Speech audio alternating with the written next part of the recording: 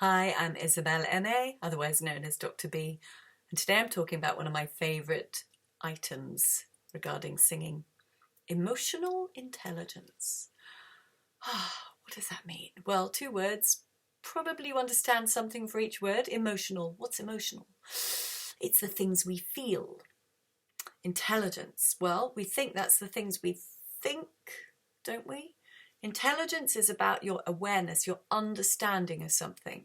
So emotional intelligence is about understanding all of these different emotions that we have. Why is that important for singing? Well, if you want to affect your audience, if you want to affect yourself in any meaningful way, you will be using emotional intelligence. Let's say you've been asked to perform a song, one song, at a concert.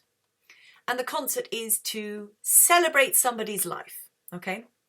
You're going to choose a song that somehow represents that person you're celebrating. You're also going to choose a song that represents celebration. So somehow you're going to decide what that song contains. Does it celebrate? Does it have celebration in it? How are you going to find that out? There are lyrics, but there's music. What about the music? Is the music going to bring about a feeling of uplifting, a feeling of celebration, of joy, of excitement, of brilliance, of adventure, of something worth listening to and paying attention to? If so, then yes, use that for your celebration. Now let's have a look at the lyrics. Mostly, the music and the lyrics work hand in hand. Very occasion you get a composer and a lyricist working together and doesn't quite work so well. So there are some pieces of music that people will sing. I mean, there's a very classic song. It's not a celebration song, but a lot of people used to use a song by an artist called Sting called I'll Be Watching You. And they used to use it as their wedding song to dance to. The music's quite nice. It's gentle. It's sort of interesting. It has a soft development to it, a nice gentle rhythm, so it makes sense for a sort of slow dance at a wedding. But if you look at the lyrics, they're all about jealousy and I'm possessing you, I'm going to make sure I know what you're doing at all times and I'm going to control you. Not a good song to sing at a wedding. So emotional intelligence is understanding what's in the song you're singing, okay? And then when you get to sing it, it's how you feel when you sing it. You want the feeling that's behind the volume and the clarity and the frequency you produce to all be lined up together so that what you deliver is something that is fitting for you and your mental understanding of that song. But also it's like a gift you're giving out to the audience of a piece of information, of meaning, of emotional meaning. So you're giving it to them in the form of some lovely entertaining sound. But what you're actually doing is giving them a code, a field of information for them to take in through their ears and their bodies. You actually hear through your body too, in fact. Think about deaf people. They can feel by snuggling against something. They can feel the vibration. So your audience is feeling it. And it's changing them subtly, depending on how open and receptive they are to you and in the situation. So that's a performer choosing a piece to deliver a certain emotion. Now, there's a whole other sphere of emotional intelligence with singing that I'd like to talk about. Many people over thousands of years, in fact, have suggested that this individual notes of the scale, la la la la la la la la, okay, each have their own frequency. Yes, we've talked about that. Each pitch has a frequency. A, 440 hertz. Used to be A, 432 hertz. Okay, that's a frequency everyone can agree on. Yeah, A, right. What people have suggested over time is that each frequency represents something, represents perhaps an emotional state, perhaps a state of internal being. Why would you sing that note if you're feeling kind of mellow and chilled? Whereas you might say if you're excited. Okay, now that's just, I'm pulling those out, but songs have emotions in them, don't they? They have patterns. Somewhere over the rainbow, a little bit wistful. It's like, oh, something's going to happen. Welcome, monsieur, sit yourself down and meet the best innkeeper in town. Right, that's sort of hopeful in a different way, and it's sort of saying, I'm trying to sell you something here. Right? There are a lot of different meanings embedded in all of these extraordinary pieces of music that people create. They are like codes.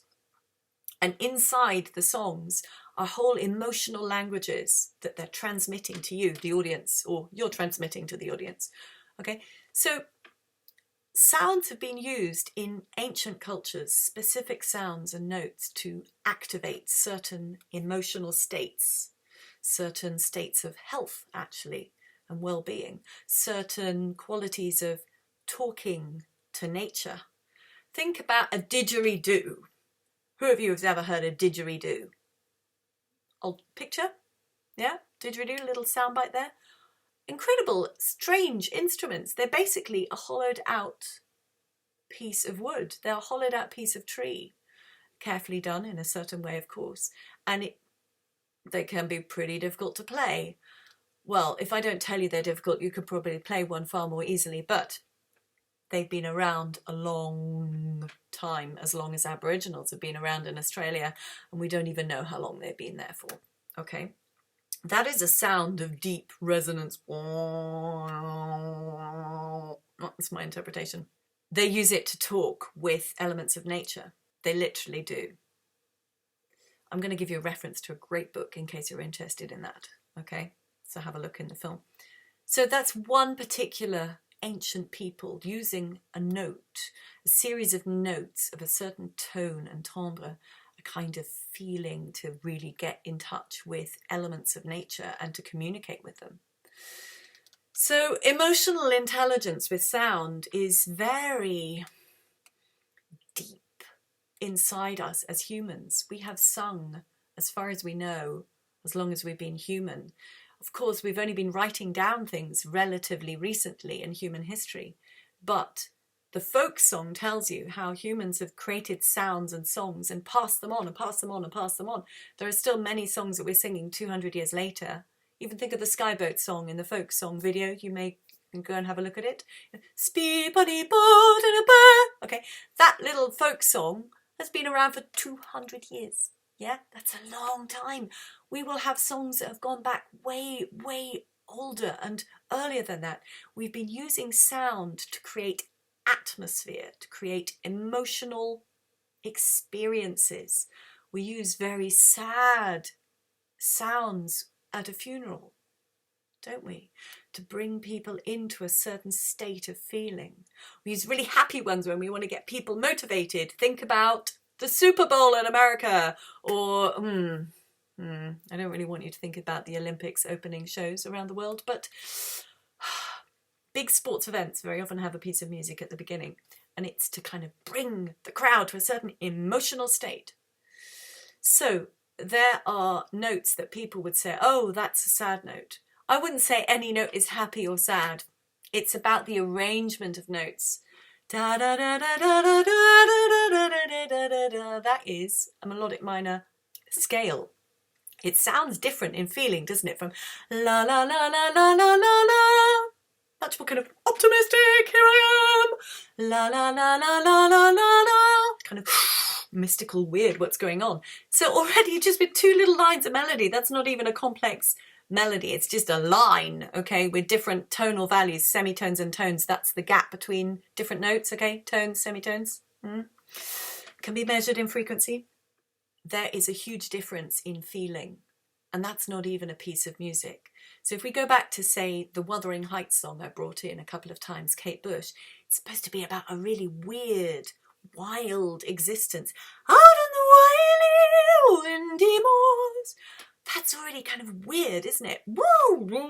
You're going up and down, and it's sort of floating into the distance. Whereas if you're happy and you know it, clap your hands. If you're happy, that's very straightforward, isn't it? It's like, oh yeah, I'm happy now.